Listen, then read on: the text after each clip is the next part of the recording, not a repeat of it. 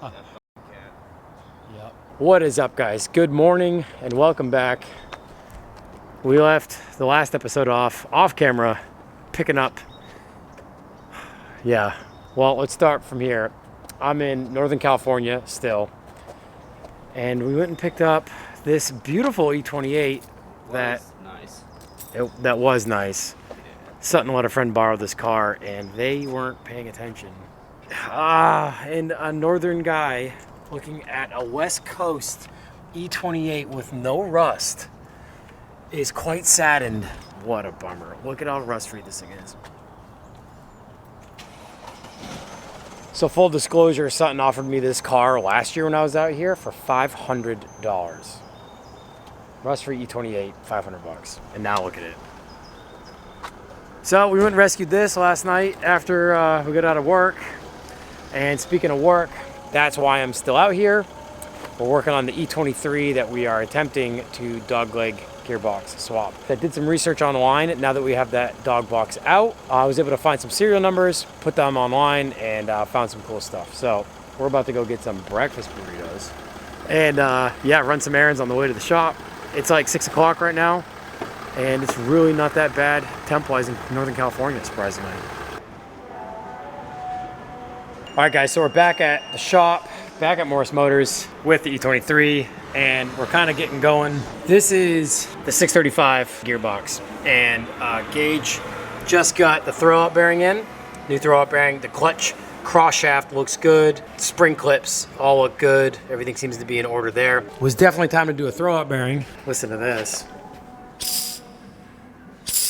Yeah.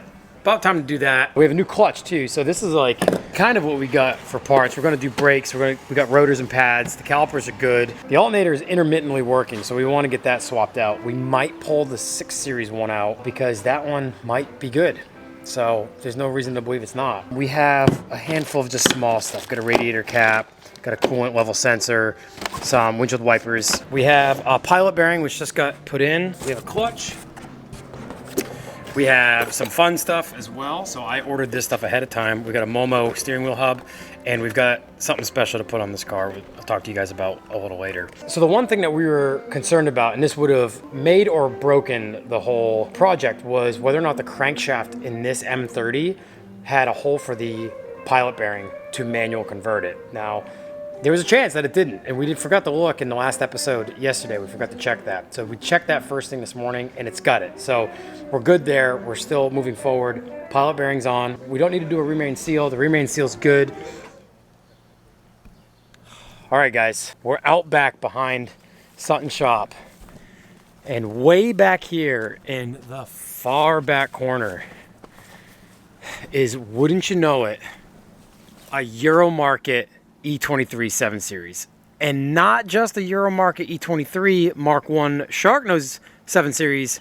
It's a 5-speed manual, and it's got a BBS front splitter. Look at that. Now, the one that was on my E23 was a non-fog light front splitter, and that's a pretty rare one. Most of the ones you see have the fog light holes, but they're rare nonetheless because nobody saved these 7 Series parts, especially the body kit stuff. It's a pretty roached one, but the fact that it's a Euromarket E23, we're hopefully going to get some parts out of this car that might hold this project up if we didn't have it. And one of those things is a drive shaft, because the dogleg gearbox came out of the 6 Series, which means the drive shaft length is different. The E23 that we're building has an automatic in it, which means it has a drive shaft with a different length than we need with the dog box and the 7 Series. And if you guys are already on the ball and already thinking about it, if we have time, we're going to take these Euro bumpers, front and rear, and the BBS front splitter, and put them on the E23 that we're building for the rally, which will totally transform this car. Coilovers, wheels, which we're still going to talk about, Euro bumpers all around, and hopefully the most vital part is the drive shaft.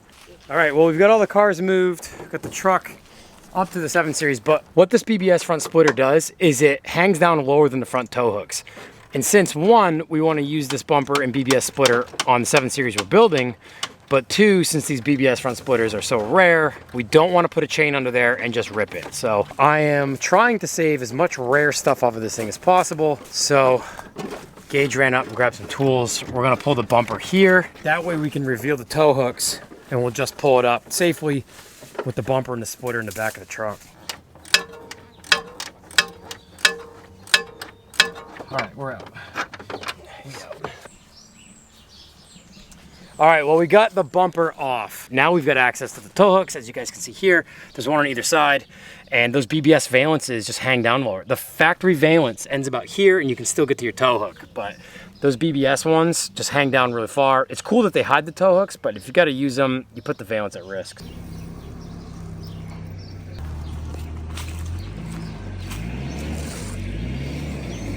Of course.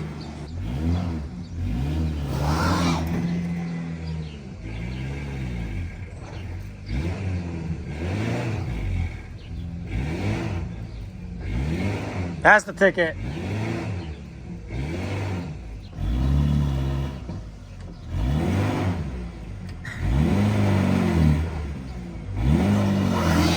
Oh, it's right there.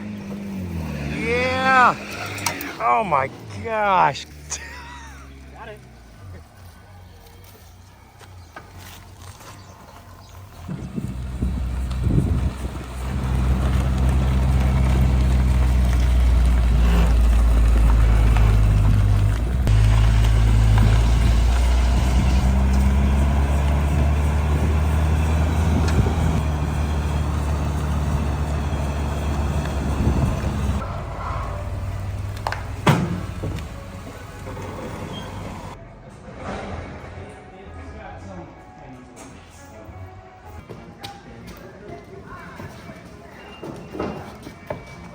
All right, guys, so one of the first things you'll notice on this 7 Series, being a Euro market car, is this non-OEM side marker. Now, we talked about this on the 6 Series in the previous episode, 2 episodes ago, that this here is non-OEM.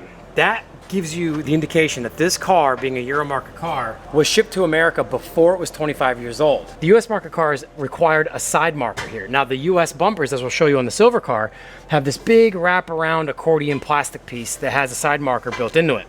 Since this Euro market car didn't have side markers, when it came stateside before it was 25 years old, it had to get side markers screwed into the fenders when it came to port to be US compliant. The biggest thing you'll notice on this 7 Series is it had to receive the US market grille and headlights. Low beams and high beams are the same size. And in the Europe E23s, which this would have normally come with, it had a much larger low beam headlight with a small high beam. And that, in my opinion, is the coolest look of the Euro E23s. So unfortunately, that means we can't do a Euro headlight and grille conversion on the silver car, which would make it look so much cooler in my opinion. So for now, we'll rack it up and we're gonna measure the drive shaft. Keep your fingers crossed that this thing will work.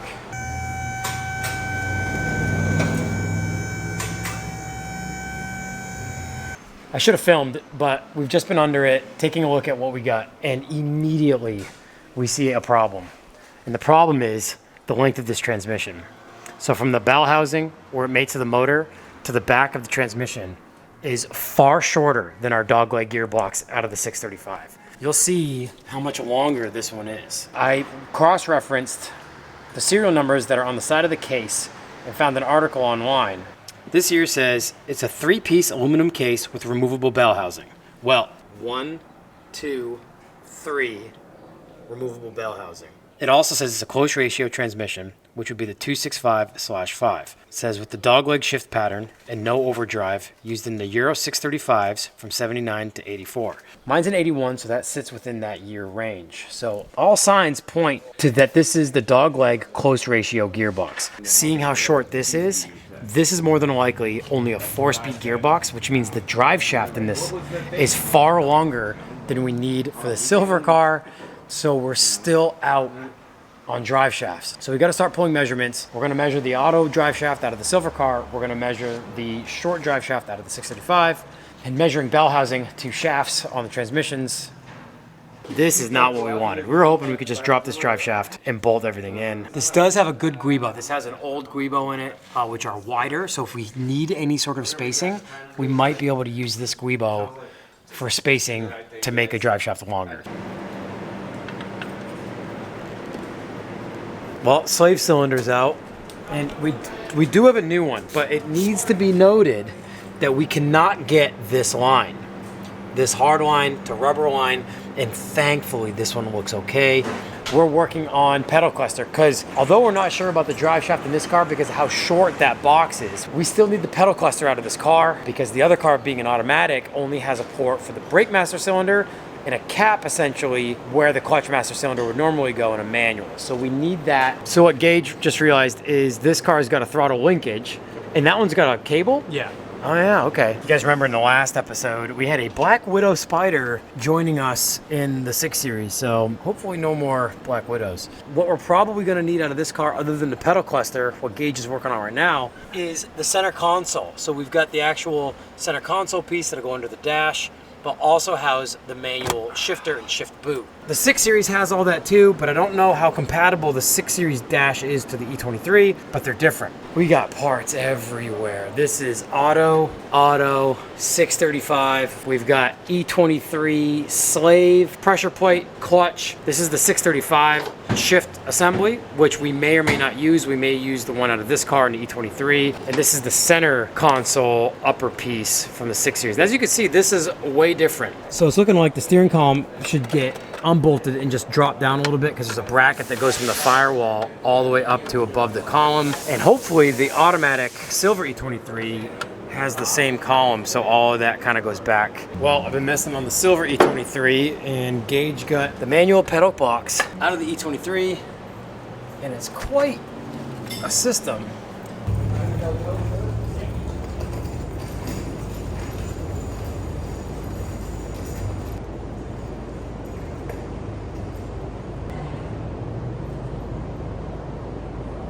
All right, well, the Euro E23 is off the rack. We got it pushed in here. What we're gonna do now is we're gonna put the silver car up on the rack.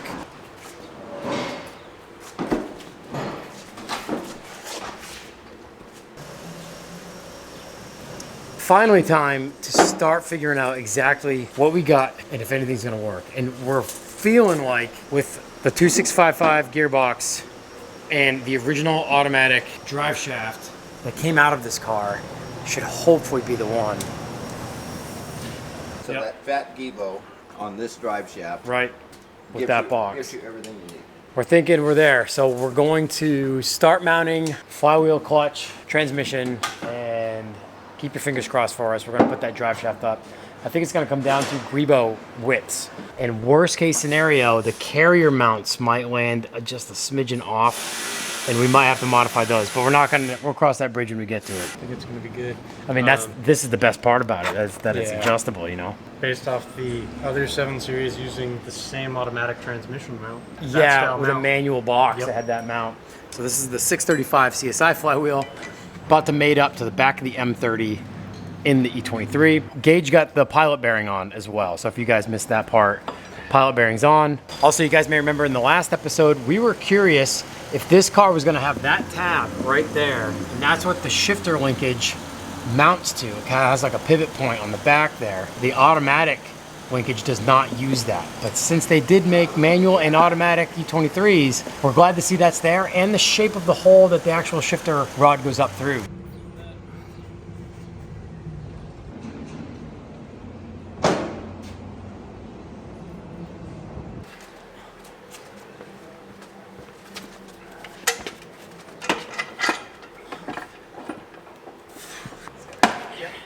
Yep, right there.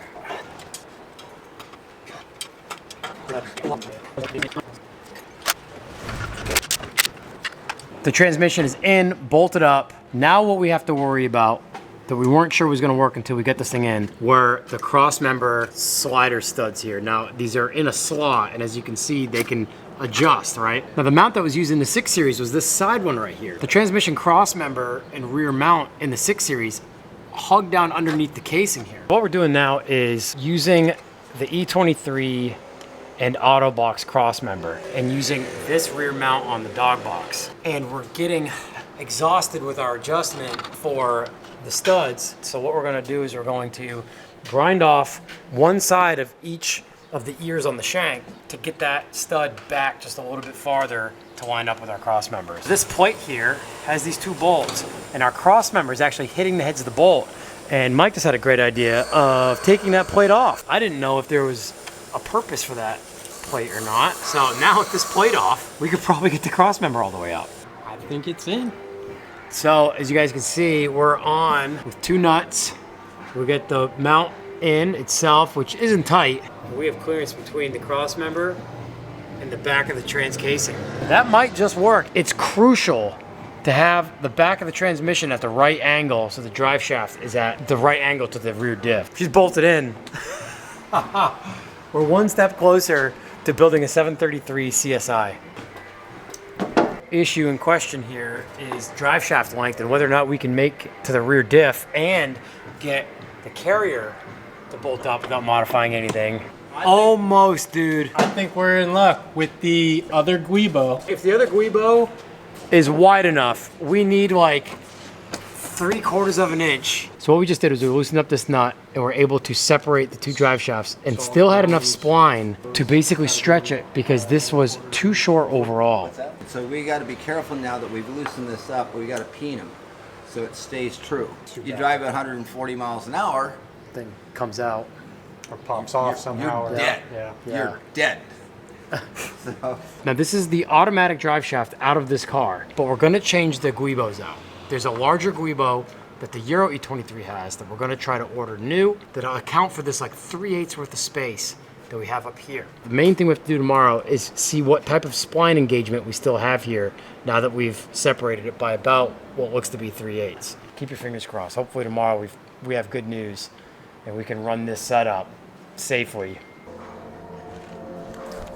All right, guys, next day. Gage is over here under the Euro E23 right now, pulling out the factory Guibo. We're 2 days out on one. Hopefully we get one tomorrow, but the Euro car has the thicker Guibo that we think we need to help account for the space we have on the drive shafts. And this is where we left off yesterday. And what we've just done is we've peened both drive shafts so we know exactly which spline they came off of because they're balanced. So if we were to take this off and turn it and clock it back on, it wouldn't be balanced. We're gonna have almost the same length of spline inside the rear drive shaft as we do shaft that we need inside there. So as of right now, it's looking like we're safe. We won't have to lengthen a drive shaft and we won't have to run on pins and needles with very little engagement. So that's a huge win for this project. Having a drive shaft here, actually the drive shaft that came out of the car, be able to work with that Dogleg gearbox. All right, so drive shaft update.